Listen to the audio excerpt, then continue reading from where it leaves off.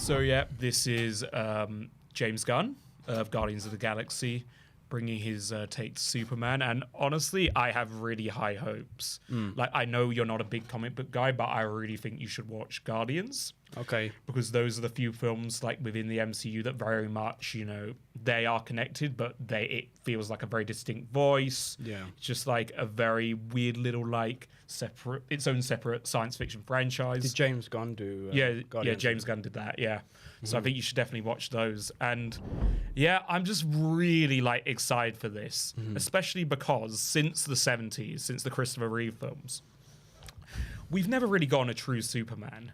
And like, sorry to all the Snyder Cut fans and the Snyder fan army, don't hate me. I'm not that big on his Superman take, though I do actually, I like, it's kind of like contradictory, I do like Man of Steel. It's grown on me a lot, especially because when I first watched it, I was like very young, like when it first came out. So I do like Man of Steel, but that's not Superman to me. Why not? Because what Zack Snyder was doing is that he was taking this character who is the very symbol of optimism and hope, very core American values, you know, truth and justice, the American way, whatnot, and tried to make him into Batman, and that just doesn't work. Superman is a completely different character. He is meant to be just, you know, full of light and full of hope. And I think, like, from this trailer, and, you know, I guess we'll see once the film comes out, that is what James Gunn's doing. He understands who Superman is and is putting that within a modern context. So that's how you, sorry to interrupt, but that's how you describe him, is that he's full of light and hope. And he was presented before in the other films as what? So what would Batman be like? Is it like darker, like more depressing, or? Yeah, because the Batman character is inherently more nihilistic, where everything he does is a result of his trauma. He's reliving the night his parents died. And in the Snyderverse, Superman is presented as this very kind of miserable, you know, unfeeling and kind of, I mean, really, with Batman and Superman, I'd have to say unsympathetic, because I mean that could be just a podcast in and of its own, and there are many like talking about many podcasts talking about why Batman v Superman doesn't work. Yeah, but in that, it's like, yes, Superman is from another planet, but he just comes across so cold, so emotionless, and like he doesn't really, you know, care about the people around him. Yeah. So did you enjoy the James Gunn Suicide Squad? I did, and it's a shame that it lost so much money, because I thought that was a fantastic film, and I think he is really the guy you go to if you want a superhero film that is, you know, very much still feels like it functions within that genre, but it's quite irreverent, but then also has kind of like an interesting voice. Okay, like when you watch his films, especially with his dialogue, he has very kind of like very witty dialogue, has a certain rhythm to it. I mean, in a way, sort of. I think the Suicide Squad is a little bit Tarantino-ish in a way, just in its tone.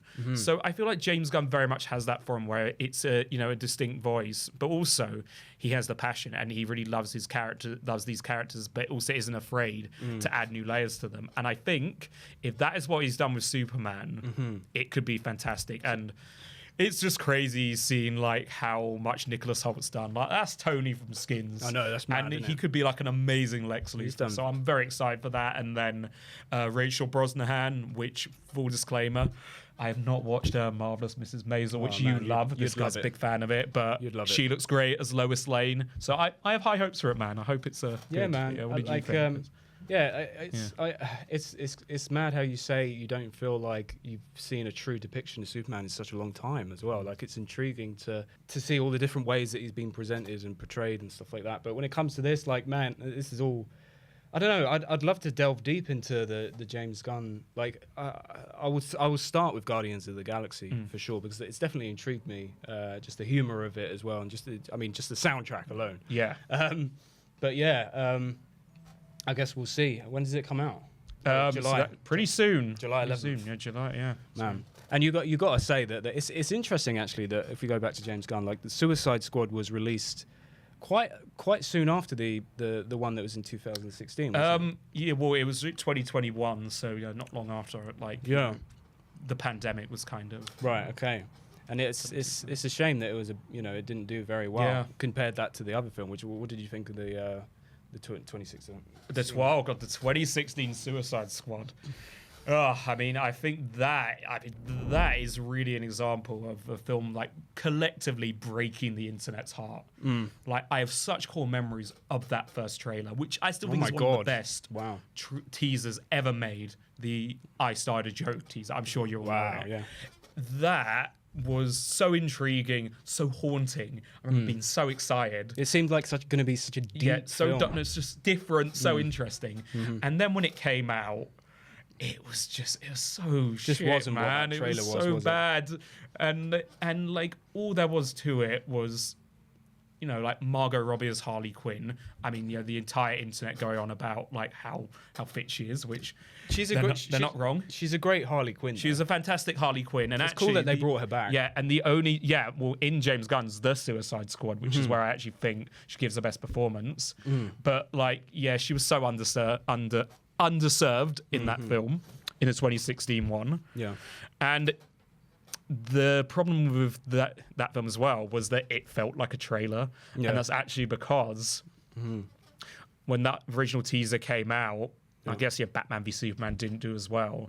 But in between that, they'd released another trailer with Bohemian Rhapsody that was a lot more upbeat and kind of very Guardians of the Galaxy-ish, interesting enough, all coming back to James Gunn. They were trying to do that.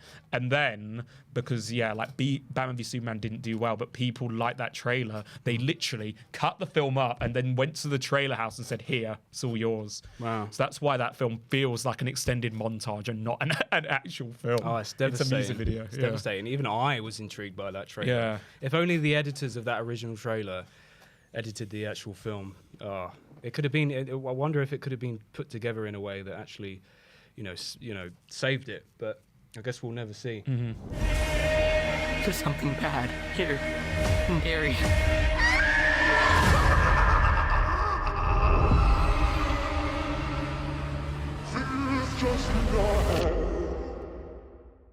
We've just watched It, Welcome to Derry, from HBO Max. It's so funny because it's funny that we're just talking about Smile 2. I actually saw a lot of similarities there, just the way that the characters doing that, signature face. I'm kind of conflicted because it's definitely piqued my interest. But from watching that, I can't tell if it's going to be really chilling and entertaining or just cheesy and complete and utter nonsense. I can't tell which way it's going. It didn't give me a lot of hope, I'll be honest. Really?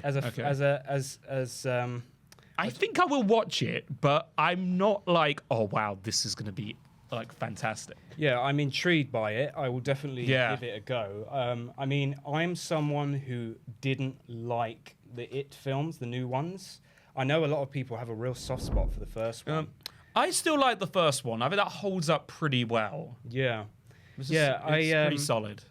Yeah, maybe I watched it wrong. I don't know. I just didn't connect with it in a horror way. I didn't think it was scary at all. And I think, maybe it wasn't intended to be like that. But it's a... Hey, Georgie. It's not scary. I know your secret. You're dirty. Oh, wait, that was... wrong film. It Chapter 2 was terrible. Chapter 2, on the other hand, we've had many, impassionate, just... debates about, not even debates, we despise it. Chapter 2, it was 2.5 hours long, man. It was so honestly arrogant. Okay, very hard take. I think It 2 is more pretentious and up itself than Tenet. I hardly believe that, honestly. You think Chapter 2, because yes, it's a very long book. Haven't read the book, but and it's a big story. That had no reason being close to 3 hours. Ridiculous. And it was really insisting that it was this important story. And this is you feel that? It was very... This is going back to why... Again, it all comes back to what you enjoy about films. But this is going back to why I love the way Spielberg adapted War of the Worlds, because he takes it seriously. He takes the the whole world, you know, he gives it respect. He doesn't, you know, try to do any rug pulls. He presents it in the most matter-of-fact way. I mean, that's arguable, as he can. Whereas with these It films, I just felt, and I did feel it with the first one as well, it just doesn't take the whole thing seriously enough. I mean, is it a comedy? I mean, especially with the second one, it didn't know what the hell it was.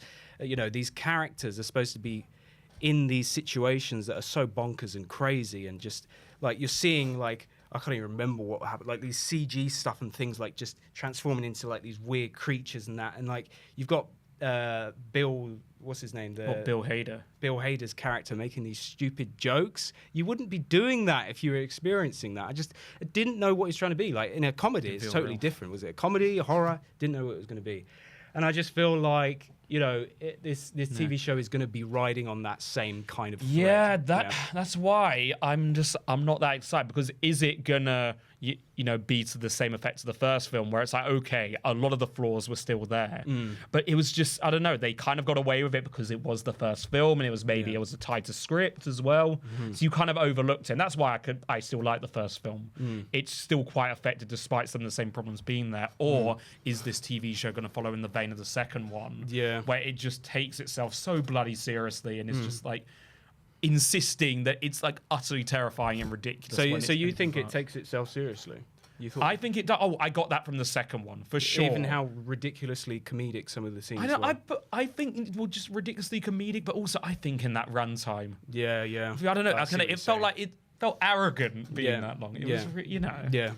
And I know it's a big part of the book, but all that stuff about the fact that Pennywise is from a bloody sea turtle. Oh, really? What was it called? Yeah, do you not remember? It's like he's an alien. Oh, for fuck's sake. He's an alien. I didn't like it. I didn't like how you always see it with these stupid like horror films. The last act is so ridiculous. Like, it's always better when it's more subtle. You know, I'm looking up what it's called. Wait, the space turtle. Excuse me. I don't even remember that bit, man. Space turtle. I think I just zoned out in the last act. Is a space turtle in it? Whatever it was called. Mortrin? I can't remember what it was called. Yeah, the 12 Guardians of the Beams. It's like so he's not actually. So he's actually no. He's descended. He's a turtle. He's descended. He was. And that's in the books. Well, I guess we don't know because we didn't read them. But, oh man. Yeah. So I can't say I'm ready. We'll probably watch it, but yeah, not particularly excited for that. I'm not excited. I think even the acting. It seemed. I didn't think the child actors seemed very good in the trailer either. Yeah. I feel like the dialogue seems very wooden. Sorry, that's going back to Leo. What you just mentioned. I feel like, especially of the second one, tonally, it's very confused, and I get that vibe from this trailer. Yeah. Is it a sincere horror, or is the whole thing very tongue in cheek, where we know like, it's so ridiculous that this killer clown would feed on the inhabitants of one place. And then what is it with Maine? Why does Stephen King hate Maine? Have you noticed that? What's Maine? It's like a running joke. No, where the story takes place. Right. If you want a Stephen King story, set it in Maine, because nothing good ever happens there. What beef does he have with that town, man? I never noticed that. He hates Maine. It's really weird. Like every Stephen King book or miniseries where you're going, don't take me back to Derry, don't take me back to Maine. It's like, bloody hell. Just don't go there, man. Just do not go there. Ever. According to Stephen King. Yeah.